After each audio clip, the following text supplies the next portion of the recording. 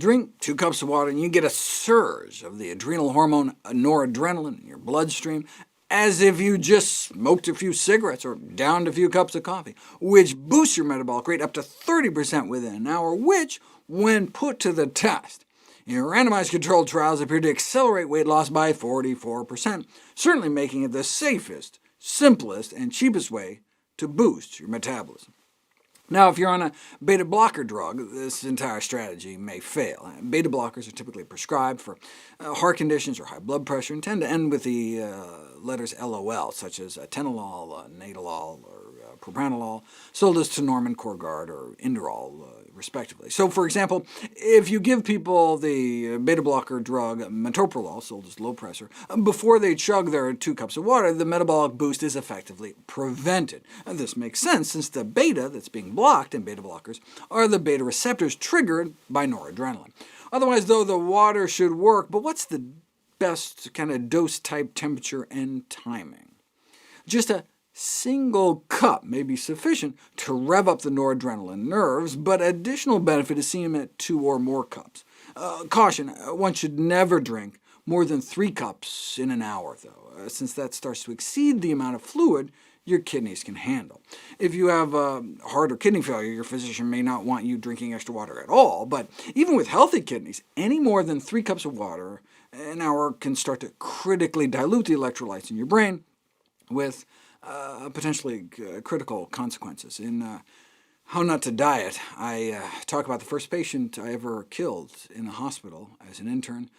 I was a guy who drunk himself to death with water. He suffered from a neurological condition that causes pathological thirst.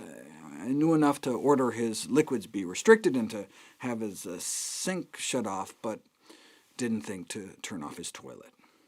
Anyways, does it have to be plain, straight water? It shouldn't seem to matter, right? I mean, water is water, whether flavored or sweetened in some diet drink, but it does matter.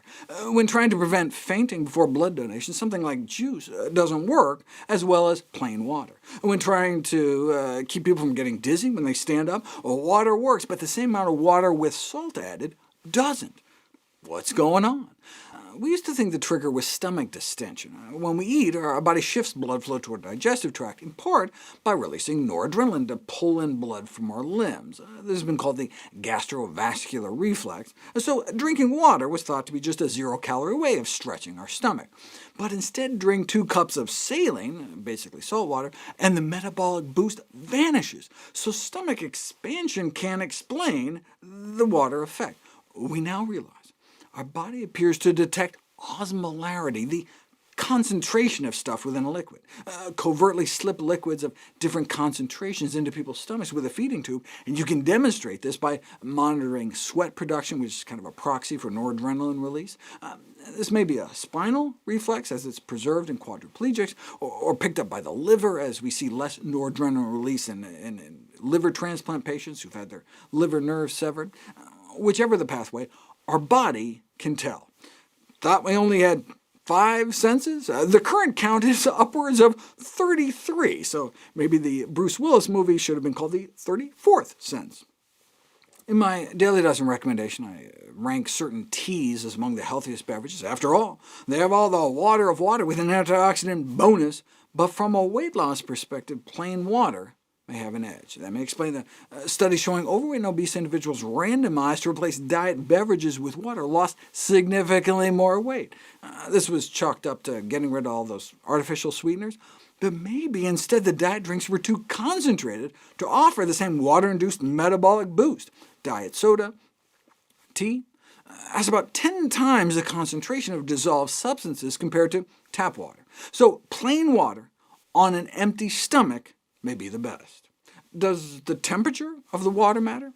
In a journal published by the American Society of Mechanical Engineers, an engineering professor proposed that the secret of a raw food diet for weight loss was the temperature at which the food was served. To bring 2 cups of even just room temperature water up to body temperature, he calculated, the body would have to dip into its fat stores and use up 6,000 calories. So look, just do the math, right? He says a calorie is defined as the amount of energy required to raise 1 gram of water 1 degree Celsius. So since 2 cups of water is about 500 grams, and the difference between room temp and body temp is about a dozen degrees Celsius, 500 times 12 equals 6,000 plus calories needed.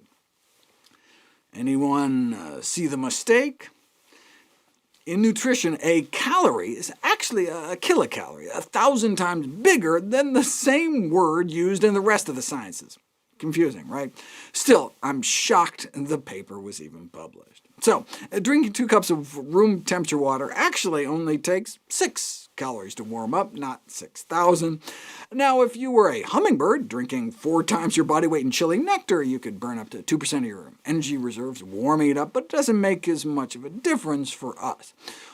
What about really cold water, though? A letter called The Ice Diet was published in the Annals of Internal Medicine, estimated that eating about a quart of ice, like a really, really big snow cone with no syrup, could rob our body of more than 150 calories, the same amount of energy as the calorie expenditure in running 1 mile. It's not like you directly burn fat to warm up the water, though. I mean, what your body does is just corrals more of the waste heat you normally give off by constricting blood flow to your skin.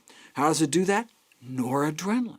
If you compare drinking body temperature water to room temperature water to cold water, there's only a significant constriction in blood flow to the skin after the room temp and cold water, and neither the warm or tepid water could boost metabolic rate as much as cold fridge temperature water. So your body does, after all, end up at least indirectly burning off more calories when you drink your water cold. So 2 cups of cold water on an empty stomach a few times a day. Does it matter when? Yes. Watch my evidence-based weight loss lecture to see how you can add the benefit of negative calorie preloading by drinking that water right before your meals.